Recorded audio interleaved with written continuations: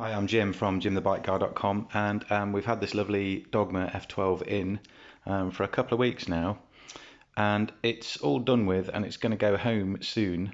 But I thought that it's a good opportunity to talk people through it and really talk about what makes an expensive carbon fibre superbike like this just so special.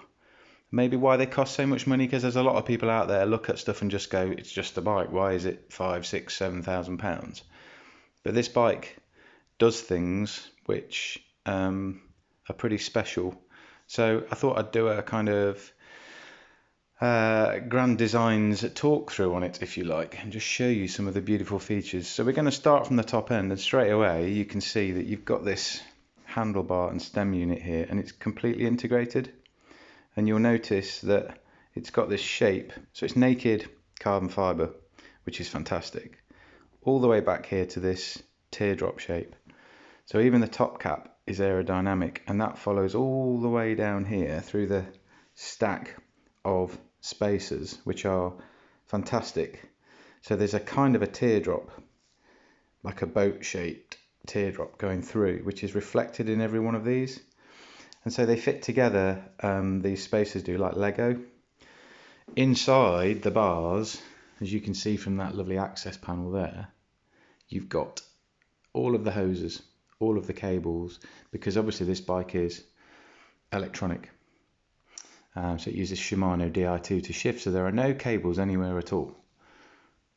And so it's all hidden inside there, and it all runs down through there, which is why you get this lovely clean front end. No cables visible at all. It's quite high end to work on, but it's quite a high end bike. So obviously all that integration there brings that lovely consistent shaping all the way through, and that's followed into the frame. So you just can't make shapes like this out of steel or alloy, certainly not easily. So we can see that across the top there's a beautiful kind of almost invisible bow to it there, like that.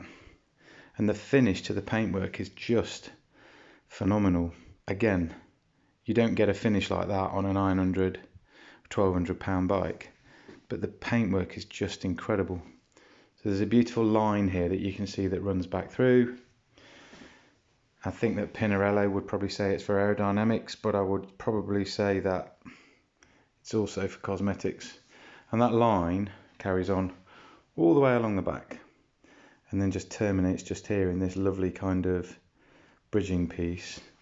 And then even at the back there, where you've got the hidden seat clamp, you've got that shaping again. It just finishes to a beautiful shape. Let's go back to the front and talk about this area. So the fork, which is part painted and part not, with this lovely matte black. The fork even has a name, look.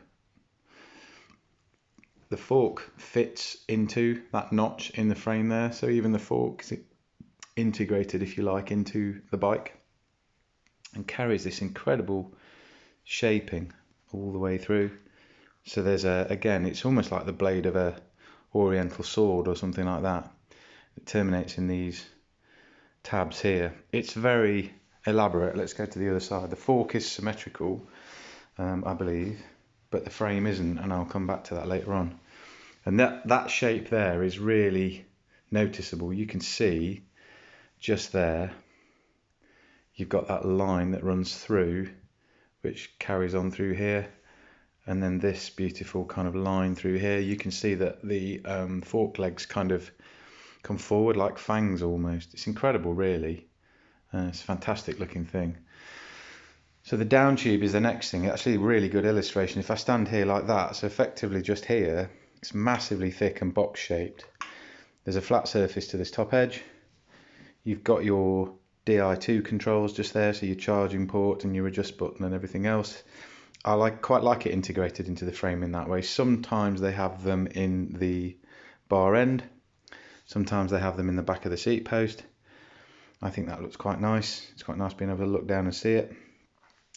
So as we go around, we can see, if you look, that's a really good view actually, if you look down there like that, and the down tube is basically doing this. So it's massive just here, drops in, cupped, scalloped here, which allows the bottle cage, I guess, to sit in a little bit inside a kind of a recess, like a valley there, which I guess the effect is to try and shield your bottle from the wind. So it's all about aerodynamics. And then you've got this notched cutout just here, and the seat tube is actually relatively conventional. It's kind of D-shaped. As we work our way around, this is really weird. I can't really understand the reasoning for this, but it's very sexy anyway.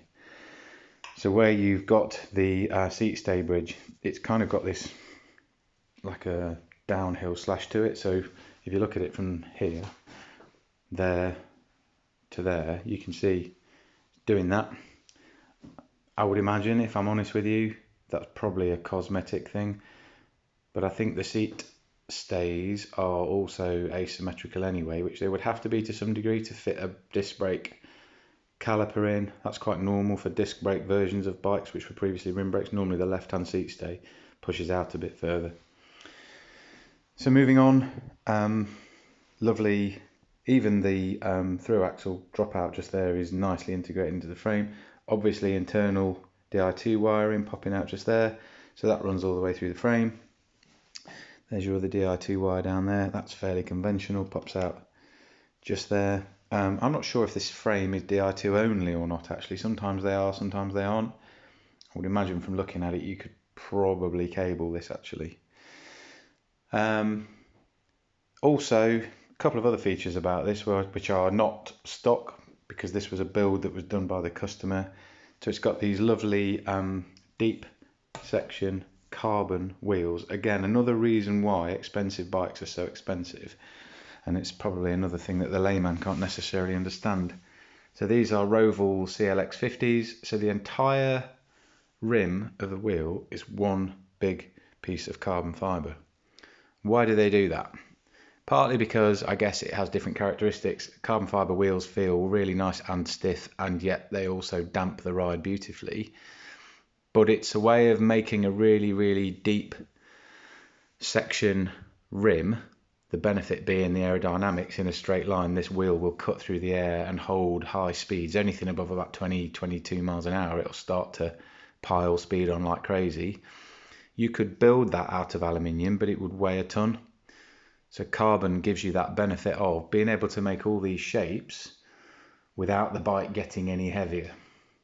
So in theory, you could probably build that wheel rim out of steel if you wanted to, but it would weigh about 4 kilos per wheel. So carbon is partly about it's lighter, but it's partly about the fact that pound for pound it allows you to make other shapes as well for the same weight, if that makes sense. So yeah, another nice view of those wheels from this side. They've just got a real handsome kind of satin finish, little bit of naked carbon there, look. So that's what the carbon weave looks like in the wheel, and then there's a finish section. So these are actually specialised wheels. Roval is Specialised own in-house brand, for those of you that didn't know that. At the back we've got what suspiciously looks to me like a DT Swiss through axle, but with a Pinarello badge on the end. Again, that's fairly normal. DT Swiss sell stuff to people. In fact, those Roval hubs pretty much guaranteed to be DT as well. Disc brakes, and again you can see the shaping from the side here going through. So that shaping is not only that way, it's outwards as well. So you've got kind of two axes to it. Again, I'm just doing a bit of a walk around really, just to show you how clever a modern bike can be. And with the light from this side, you can see the headset really well there. So this has got, I think, a 10mm spacer, 3.5s. You've got this top bearing cover there, and look at the way even that is integrated into the top of the frame shaping there. So it really is completely fantastic as a bike. I hope you've enjoyed this. The purpose really has been to get you as close as you can to one of these bikes, because not everybody gets to see them in the flesh. It's a bit like walking into a Ferrari dealer. Everyone's seen pictures of Ferraris, but how often do you actually get to walk up to one and see what one looks like in real life and really kind of take in the details? Okay, I've been Jim from Jim the Bike Guy. Hope you've enjoyed this. If you do, please remember, like and subscribe, and tell me in the comments below.